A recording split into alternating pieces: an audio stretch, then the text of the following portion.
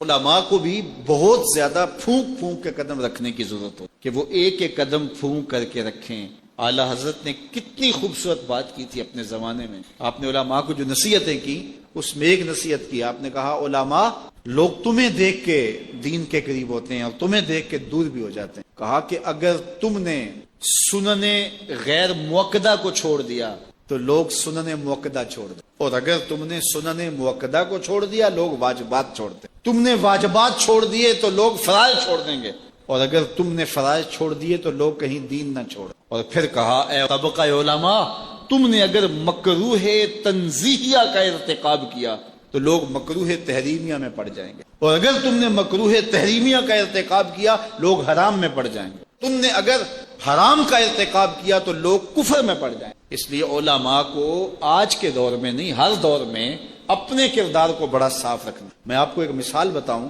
امام بخاری کا نام سنا ہے نا؟ اللہ اکبر. رسول اللہ کی 6 لاکھ حدیثیں زبانی یاد تھی. اللہ اکبر. اور آج امام بخاری کی کتاب صحیح بخاری، اصح الکتب بعد کتاب اللہ، کتاب اللہ کے بعد سب سے صحیح کتاب بخاری شریف آج دنیا اسے چومتی ہے. ختم بخاری ہوتا ہے، یہ امام بخاری کی جمع کرتا ہے. امام بخاری سفر پہ جا رہے تھے اور امیر آدمی تھے. 6 لاکھ اشرفیاں اس زمانے میں آپ کے پاس. یہ چھوٹا سرمایہ نہیں تھا، کشتی کا سفر تھا. کسی شخص نے دیکھا کہ ان کے پاس 6 لاکھ اشرفیاں ہیں. اس نے سوچا عالمانہ وضع قطع ہے، پگڑی ہے، جبہ ہے، تو یہ اتنی اشرفیاں تو کسی تاجر کے پاس ہونی، تو یہ ایک عالم کے پاس اتنی اشرفیاں. تو اس نے کہا کہ چلو ایک طریقہ ہاتھ آ گیا، میں ذرا کوئی ہیلا کرتا ہوں اور یہ پیسے میں خود حاصل کر لوں. تو اس نے شور مچا دیا کہ میری 6 لاکھ اشرفیاں چوری ہو، کہ جب سب تلاشی لی جائے گی تو ان سے نکلیں گی تو لوگ کہیں گے تو ایک مولوی شخص ہے اور تیرے پاس اتنے پیسے کہاں سے آئے، تو اشرفیاں مجھے مل جائیں گی. تو جب تلاشی شروع ہوئی تو امام بخاری کی تلاشی لی گئی تو ایک اشرفی بھی نہیں نکلی، کچھ بھی نہیں نکلا. سارا سامان ٹولا گیا، کچھ نہیں نکلا. خیر چلو، لوگوں نے اس کو کہا تو جھوٹا ہے، تو نے خام خواہ جو ہے وہ ایک مکر کیا ہے. وہ بھی بڑا پریشان تھا کہ اشرفیاں میں نے ان کے پاس دیکھی، گئی کدھر. خیر جب جہاز چلنے لگا تو آہستہ آہستہ امام صاحب کے قریب ہو گیا. امام بخاری سے پوچھنے لگا حضرت اشرفیاں تو تھیں آپ کے پاس، تو کدھر گئی؟ فرمایا جب تم نے الزام لگایا نا، اور مجھے پتا ہے کہ تو نے الزام کیوں لگایا، میری وجہ دیکھ کے تو نے میرے سے ہتھیانا چاہا تھا، تو میں نے چپکے سے وہ اشرفیاں سمندر میں پھینک دی. تو کہا حضرت اتنی زیادہ اشرفیاں اور سمندر میں پھینک دیں؟ کہا ہاں. کہا کیوں پھینکی؟ تو حضرت امام بخاری فرمانے لگے کہ اگرچہ وہ اشرفیاں میری تھیں، میری ملک تھی، اور تو نے اگرچہ یہ شور کیا تھا لیکن ایسے مجھ سے لے بھی نہیں سکتا تھا، لیکن ہو سکتا تھا کہ کوئی ایسا فیصلہ ہو جاتا اور اشرفیاں مجھے تجھے دینا پڑتی، یا کوئی آدھی آدھی کر لیتے یا کچھ ہوتا. تو اب میری وضع عالمانہ ہے اور میرے اوپر لگ جاتا ہے الزام چوری کا، اگرچہ میں چور نہیں ہوں لیکن لگتا تو الزام. قیامت تک لوگ میری حدیثیں قبول نہ کرتے کہ اس پہ تو چوری کا الزام ہے. تو کہا میں نے اپنے کام کو محفوظ کرنے کے لیے اشرفیاں قربان کر دی.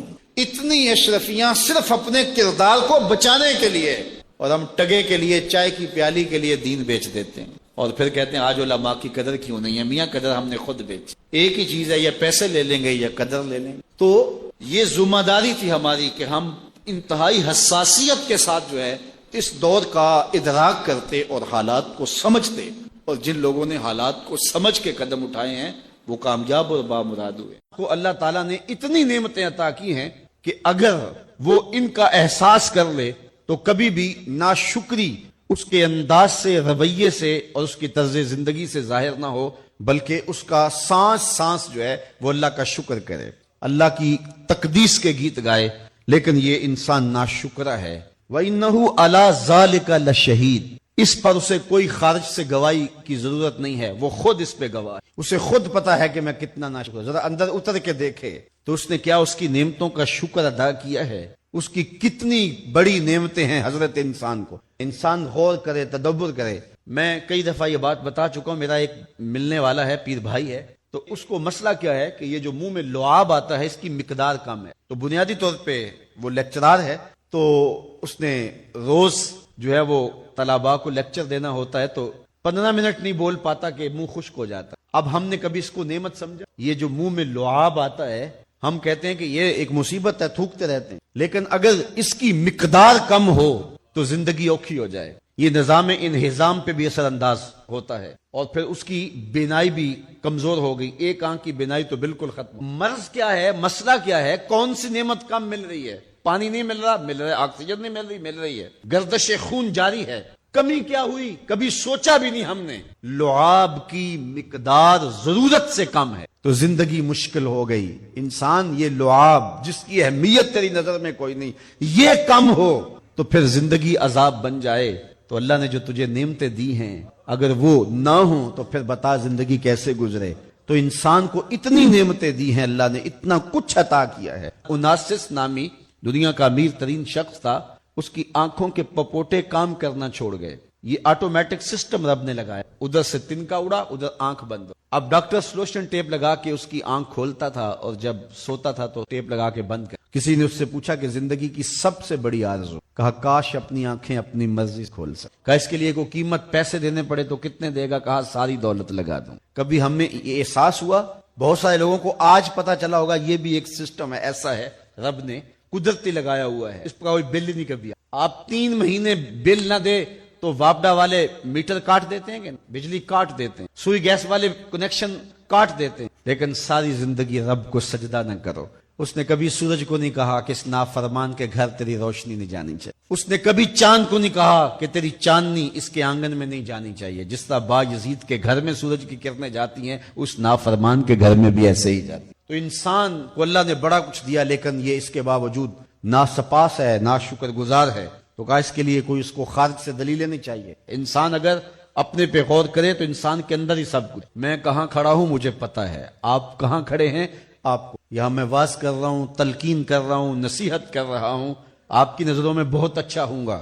میں اچھا ہوں یا نہیں ہوں، میں اچھی طرح آپ میری نظروں میں بہت اچھے ہیں، آپ اچھے ہیں یا نہیں ہیں یہ آپ اپنے سے پوچھیں، آپ اچھی طرح۔ انسان اپنی حقیقت سے خود آگاہ ہے کہ وہ کس جگہ کھڑا جان۔ وَإِنَّهُ عَلَىٰ ذَلِكَ لَشَهِيدٌ، اسے خارج سے کوئی دلیل نہیں چاہیے۔ آج وقت ہے اپنا رب سے جو، اس کی رحمتوں کے دروازے کھلے ہوئے، اس کی کرم نوازیوں کا می برس رہا۔ یہ موسم نور ہے نا، ایک نیکی کرو 70 نیکیوں کا ثواب ہے، کرم نوازیوں کی برکھا برستی ہے۔ وہ ایک فقیر تھا، وہ بازار میں کھڑا رو رہا، کسی نے رک کے پوچھا، کہا بابا کیوں رو رہے ہو، کیا ہوا ہے تم؟ کسی نے مارا ہے، تنگ کیا ہے، بھوک کی شدت ہے، کیا ماجرا ہے؟ کہا نا بابا یہ میرے۔ کہا پھر کیوں کھڑے ہو؟ وہ مجذوب تھا، کہنے لگا میرا پروگرام بنا کہ بندوں کی اور رب کی صلح کر۔ تو کہا پھر کیا ہوا؟ کہا وہ تو مانتے ہیں، یہ نہیں مانتے۔ وہ تو کہتا ہے لے آئے نے میری دہلیز پہ، ایک آنسو سے سارے گناہ معاف کر دوں، لیکن یہ میری سنتے ہی نہیں ہے۔ ایسا پیار ہو گیا دنیا سے، میری بات ہی نہیں سمجھتے۔ میں انہیں سمجھاتا ہوں، آگے سے مجھے پتھر مارتے ہیں۔ میں ان کی خیر کے لیے ان کو کہانی سنا رہا ہوں، میاں یہ دنیا عارضی ہے، لیکن یہ مجھے گھور گھور کے دیکھتے ہیں، مجھے ان کی عقل پہ رونا آ رہا ہے۔ وہ کہتا ہے لے آ میری چوکھٹ پہ، ابھی معاف کر دوں گا، ایک آنسو سے سارے گناہ دھو ڈال، سمندر کی جھاگ کے برابر بھی گناہ ہیں تو مٹا ڈالوں گا، لیکن یہ سمجھتے نہیں ہیں۔ خیر وہ چلا گیا، اگلے دن گیا تو قبرستان کے قریب سے گزرا تو وہ فقیر وہاں کھڑا رو، تو وہ پھر رو گیا۔ کہا بابا عجیب کہانی ہے تیری، بازاروں میں بھی روتا ہے اور قبرستانوں میں بھی روتا ہے، آج کیا مسئلہ ہے؟ کہا آج بھی میرا کل والا ہی مسئلہ۔ کہا آج کیا مسئلہ ہے؟ کہا آج میں ادھر آیا تھا کہ ان کی اور رب کی صلح کرو۔ تو کہا آج پھر کیا بنا؟ کہا آج یہ مانتے ہیں وہ نہیں مانتا، تو قبل اس سے کہ وہ وقت آئے کہ پھر وہ نہ مانے، آج لے ان کی پناہ، آج مدد مانگ ان سے، کل قیامت کو نہ مانیں گے اگر مان گے۔ تو یہ تھوڑا وقت ہے زندگی کا، اس زندگی کو غنیمت سمجھے۔ علاؤ الدین خلجی حضرت نظام الدین اولیاء علیہ رحمہ کی بارگاہ میں حاضر ہونے کے لیے ترستا تھا کہ مجھے حضرت نظام الدین اولیاء کے حضور حاضر ہونا نصیب، لیکن آپ اس کو کہتے تھے فقیر کی خانقاہ کے 2 دروازے ہیں، اگر تو ایک دروازے سے آیا تو میں دوسرے سے باہر نکل جاؤں، اور اگر تو نے زیادہ تنگ کیا تو میں تیرا شہر چھوڑ، اللہ کی زمین بڑی وسیع ہے، تیرا وطن تیرا ملک چھوڑ جاؤں۔ ایک دن اس نے آپ کی خانقاہ کے اندر اچانک پہنچ کے آپ کی خانقاہ کے اندر جانا چاہا، تو آپ نے خادموں سے کہا دروازے بند کر، تو دروازے بند کر دیے گئے۔ بادشاہ سمجھا کہ یہ اتنے پکے لوگ ہیں فقیر کہ مر جائیں گے دروازے نہیں کھول تو کچھ تو خون ہوگا۔ اس نے کاغذ کے ایک ٹکڑے پہ لکھا اور خادم کے ذریعے حضرت کو پہنچایا۔ لکھا یہ کہ کیا بات ہوئی کہ بادشاہوں کی چوکھٹ پہ بھی بواب چوکی اور فقیروں کے دروازوں پر بھی بواب، فرق کیا ہوا شاہی میں اور فقیر؟ تو حضرت نے کاغذ کے ٹکڑے کی پشت پر لکھا فرق یہ ہے کہ بادشاہوں کے دروازوں پر جو بواب ہوتے ہیں وہ فقیروں اور سائلوں کو روکنے کے لیے، اور فقیروں کی چوکھٹ پہ جو بواب ہوتے ہیں یہ وہ بادشاہوں کو روکنے کے لیے ہوتے ہیں۔ اس نے کہا حضرت اگر آپ اجازت دیں تو میں آپ کی خانقاہ کی زیارت کر سکتا ہوں؟ آپ نے کہا جاؤ کر لو۔ وہ گیا، خانقاہ دیکھی تو لنگر خانہ دیکھا، مختلف جگہیں دیکھی۔ جب استبل میں پہنچا، گھوڑوں کا استبل تھا بہت بڑا حضرت نظام الدین اولیاء کا، تو جب وہاں پہنچا تو کیا دیکھا کہ گھوڑوں کی جو میخیں ہیں، قلے جو ہیں وہ چاندی کے ہیں، اور جن زنجیروں اور سنگلوں سے ان کے پاؤں باندھے ہوئے ہیں وہ سونے۔ تو بادشاہ کو پھر شرارت سوجی تو اس نے پھر کاغذ کے ٹکڑے پہ لکھ کے حضرت کو بھیجا، یہ کیا ہوا؟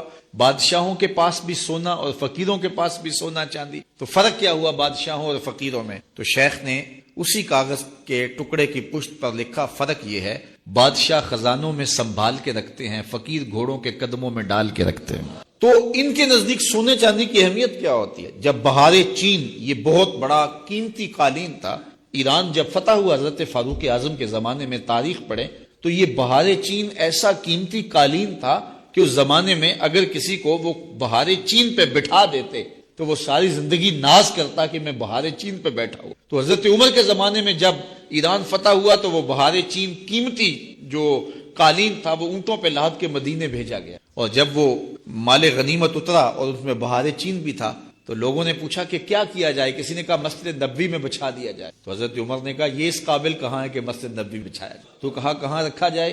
مسجد نبوی سے باہر جہاں لوگ جوتے اتارتے تھے، حضرت عمر نے آرڈر دیا کہ یہاں بچھا دو، لوگ جوتے صاف کر کے مسجد میں جایا کریں۔ جس قالین پہ زمانے کو ناز تھا وہ قدموں میں بچھا ہوا تھا۔ یہ اسلام کا مزاج ہے۔ نے مجھے حکم دیا، اے ابو ذر، اللہ کے راستے میں اللہ کے لیے کسی ملامت کرنے والے کی ملامت سے نہیں ڈر۔ ہم کتنے ایسے کام ہیں کہ وہ اس لیے کر رہے ہیں کہ اگر نہ کیا تو لوگ کیا کہیں، اور کئی ایسے کام ہیں جو ہمیں کرنے چاہیے لیکن ہم نہیں کر رہے کہ اگر ہم نے کیے تو لوگ کیا کہیں۔ تو یہ جو ایک روش ہے نا کہ لوگ کی آکھڑ گے، یہ زندگی کو اس نے مشکل بنا دیا، زندگی کو اوکھا کر دیا ہوا ہے۔ ہماری معاشرہ زندگی بھی اوکھی، ہماری روحانی زندگی بھی تلخ، اور کئی مصیبتیں۔ یہ شادیاں کرتے ہیں تو کتنے کام ہم اس لیے کرتے ہیں، ہمارے پاس پیسے نہیں ہوتے، قرضہ اٹھا کے بھی کرتے ہیں، اگر یہ نہ کیا تو لوگ کیا کہیں، شریک کیا کہیں۔ تو شریکوں کو راضی رکھنے کے لیے جو کبھی رہ سکتے ہی نہیں، آپ اپنی جان بھی وار دیں، بھلا شریک راضی رہ سکتا ہے؟ تو وہ تو راضی رہے گا ہی نہیں، تو پھر آپ کو مصیبت میں اپنے آپ کو کیوں ڈالا ہوا ہے؟ زندگی سوکھی کریں، جو اللہ کا حکم ہے، جو اس کے رسول کا حکم ہے، بس اس کو ہی فالو۔ تو کہا اے ابو ذر، اللہ کے لیے کسی ملامت کرنے والے کی ملامت سے ڈرنا، کوئی کچھ بھی کہتا رہے، تیری زندگی کا مقصد اللہ کی رضا حاصل کرنا۔ کہتے ہیں کہ حضور نے مجھے ارشاد فرمایا کہ اے ابو ذر، کثرت کے ساتھ لا حول ولا قوت الا باللہ پڑھ، کثرت کے ساتھ اس کا وظیفہ کیا۔ فَإِنَّهُنَّ مِن كَنْزٍ تحت العرش، عرش الہی کے نیچے ایک خزانہ ہے، یہ کلمات اس خزانے سے آئے، لا حول ولا قوت۔ بلکہ ایک حدیث میں آتا ہے کہ یہ کلمہ لا حول ولا قوت الا باللہ 99 بیماریوں کا علاج۔ کتنی بیماریوں کا؟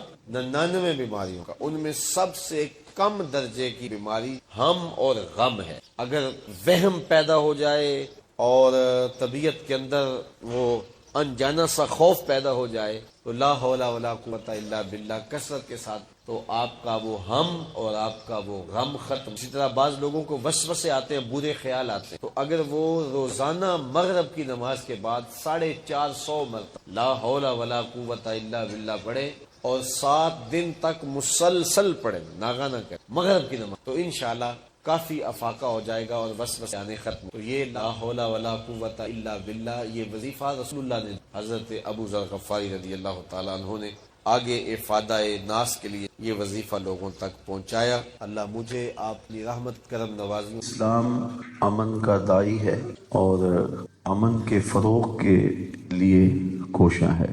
اسلام کا مادہ ہی سلامتی سے ہے، اس لیے سلامتی کے لیے، امن عالم کے لیے انسانوں کو باہم محبت، الفت، رافت کا سبق پڑھانے کے لیے جتنی کوششیں اسلام اور اسلام کے ماننے والوں نے کی ہیں، اس کی مثال دنیا کے کسی اور مذہب میں آپ کو نہیں ملے گی۔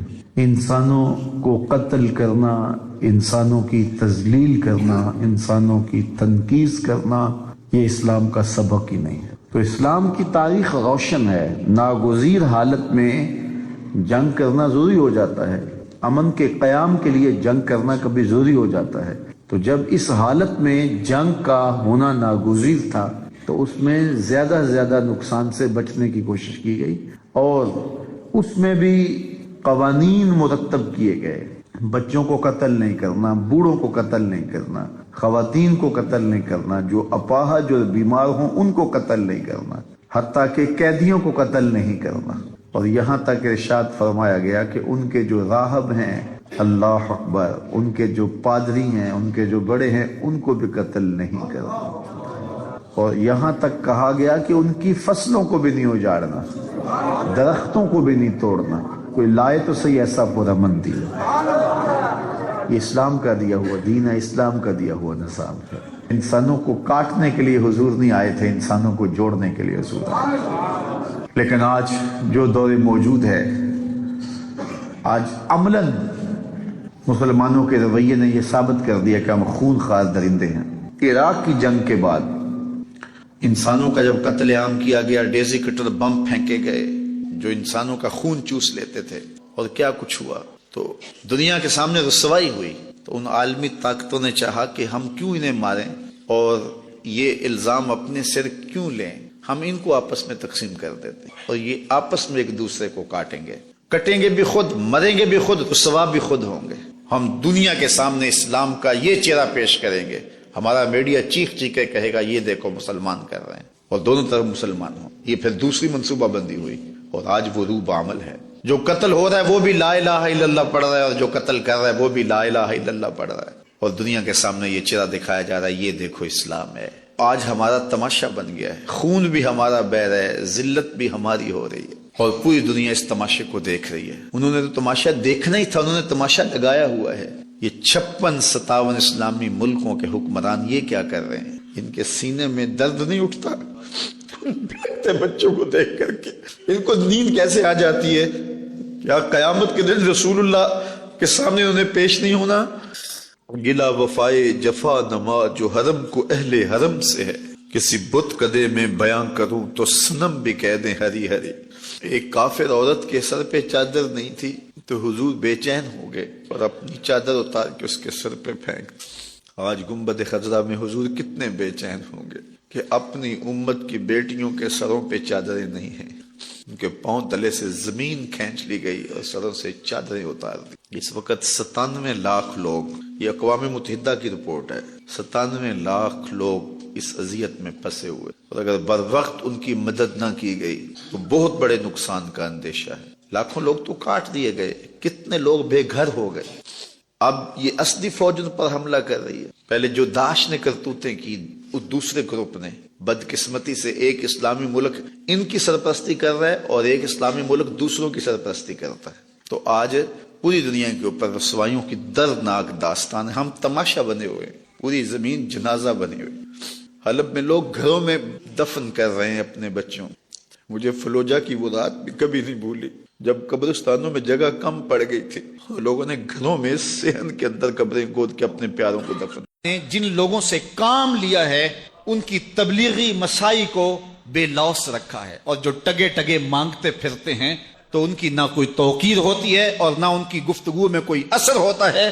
اس لیے ہمیں تبلیغی مسائی کو بے لوث رکھنے کا حکم دیا گیا ہے، اور رسول کریم صلی اللہ علیہ وسلم کی زندگی ہمارے سامنے گواہ ہے. اس کے باوجود حضور کی زبان سے یہ بات کہلوائی بھی، قل لا اسألکم علیہ اجرا، اے محبوب فرما دو اے لوگو تم سے میں کوئی اجر نہیں مانگتا. تمہارے تک پیغام حق پہنچایا، تمہیں دین دیا، تم بات سننا نہیں چاہ رہے تھے، میں تمہارے تک بات پہنچائی.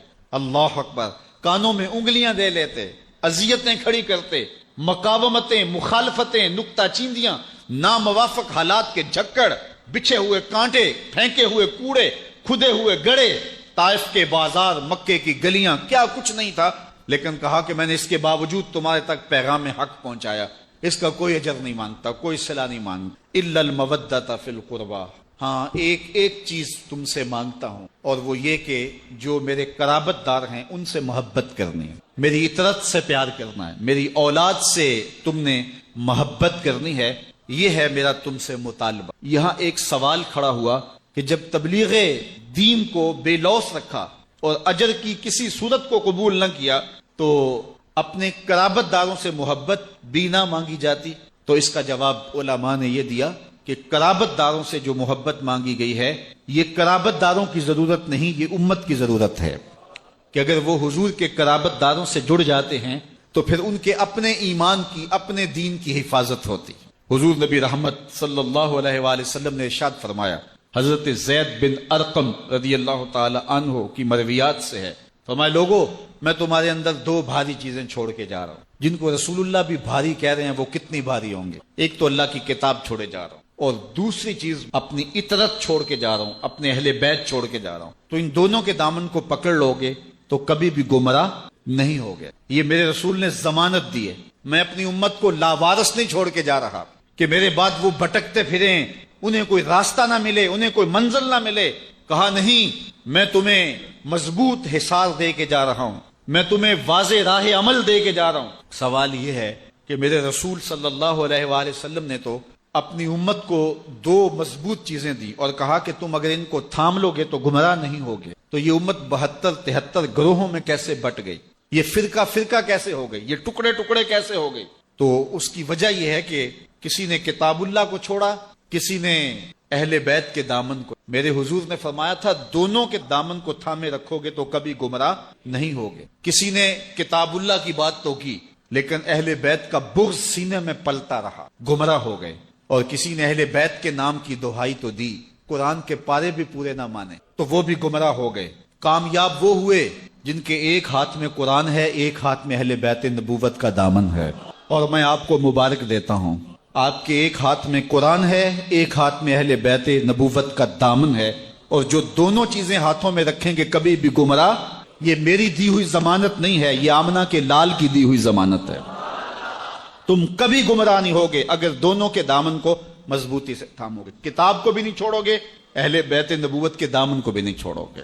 اب یہاں ایک سوال کھڑا ہوا اور وہ یہ، کیا قرآن کافی وافی اور شافی نہیں تھا اہل بیت کے دامن کو تھامنے کی تلقین؟ تو صاحبو اس کا جواب یہ ہے کہ ایک ہوتی ہے تھیوری اور ایک ہوتا ہے اس کا پریکٹیکل، ایک ہوتا ہے علم اور ایک ہوتی ہے اس کی عملی مشق۔ اگر تم نے اسلام کی تھیوری دیکھنی ہے تو قرآن موجود ہے، اور اگر پریکٹیکل دیکھنا ہے تو کربلا کے تپتے ہوئے ریگزار میں آل پیغمبر کا کردار موجود ہے۔ 2 مارچ 1945 میں پشاور میں ایک جلسہ عام میں خطاب کرتے ہوئے قائد اعظم محمد علی جناح نے فرمایا کہ جس طرح ہمارا انگریزوں سے کوئی تعلق نہیں، اسی طرح ہمارا ہندوؤں سے بھی کوئی تعلق نہیں ہے، اور یہ آپس میں متحد بھی ہو جائیں پھر بھی ہماری ان دونوں کے ساتھ جنگ رہے گی، اور ایک الگ مملکت اور الگ وطن کا مطالبہ کیا۔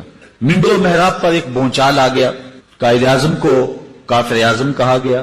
بالکل آپ کے قرب میں پسرور میں ایک جلسہ ہوا، وہاں کہا گیا کہ پاکستان کیا پاکستان کی پے بھی نہیں بنے گی، بلکہ قائد اعظم کا نام چونکہ محمد علی ہے، ان کی بہن کا نام فاطمہ ہے، تو کہا گیا کہ یہ شیعہ ہے۔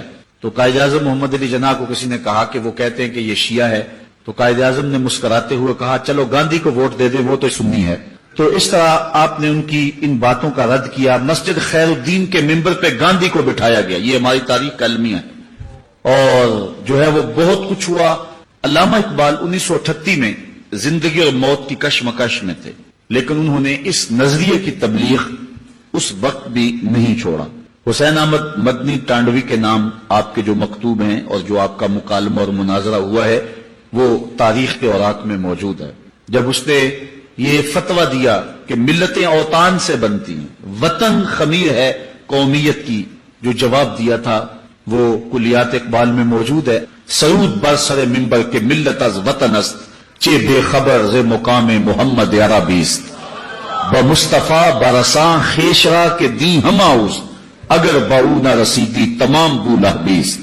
اقبال نے کہا تھا کہ میں تو سمجھا تھا کہ یہ قرآن و حدیث پڑھنے اور پڑھانے والے دین کے مزاج سے آشنا ہوں گے، لیکن یہ جو فتویٰ داغا گیا ہے کہ ملتیں اوطان سے بنتی ہیں، اس سے سمجھ آ گئی کہ ان لوگوں کو ابھی حضور کے مقام سے خبر ہی نہیں ہوئی ہے۔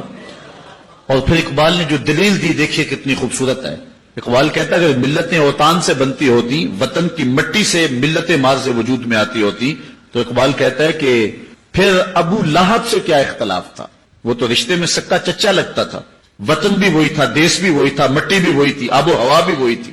ابو جہل سے کیا اختلاف تھا، لیکن کہا گیا لکم دینکم ولی دین، تمہارا دین تمہارے لیے، میرا دین میرے لیے۔ تو یہ دو قومیتیں جو الگ الگ جو ہے وہ مرز وجود میں آئیں، یہ وطن کی بنیاد پر نہیں آئی تھی، یہ دین اور اعتقاد کی بنیاد پر مرز وجود میں آئی۔ ایک طرف سکا چچا ہے، اس کو کہا تیرا میرے سے کوئی تعلق نہیں، اور دوسری طرف فارس سے آیا سلمان فارسی، سینے سے لگایا، کہا سلمان منا اہل البیت، لوگوں سن لو سلمان میرے اہل بیت سے ہے۔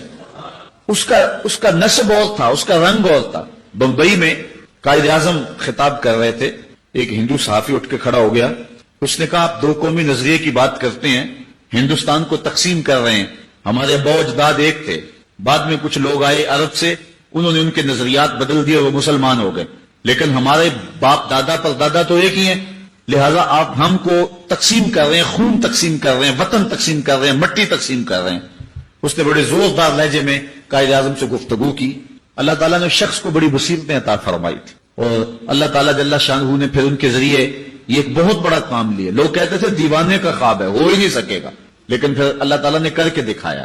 تو قائد اعظم نے خاموشی اختیار کی، کوئی جواب نہیں دیا اس کا۔ تھوڑی دیر کے بعد کہا مجھے پیاس لگی ہے، تو کسی شخص نے جو ہے وہ پانی پیش کیا، تو انہوں نے 2 گھونٹ پانی لیا، پھر اس کے بعد رکھ دیا، اور اس صحافی کو جس نے اعتراض کیا تھا کہا آپ بڑے غصے میں تھے، بڑے گرم تھے، یہ لوگ پانی پی لو، ذرا ٹھنڈے ہو جاؤ۔ وہ کہنے لگا میں پیوں ایک مسئلے کا جھوٹا؟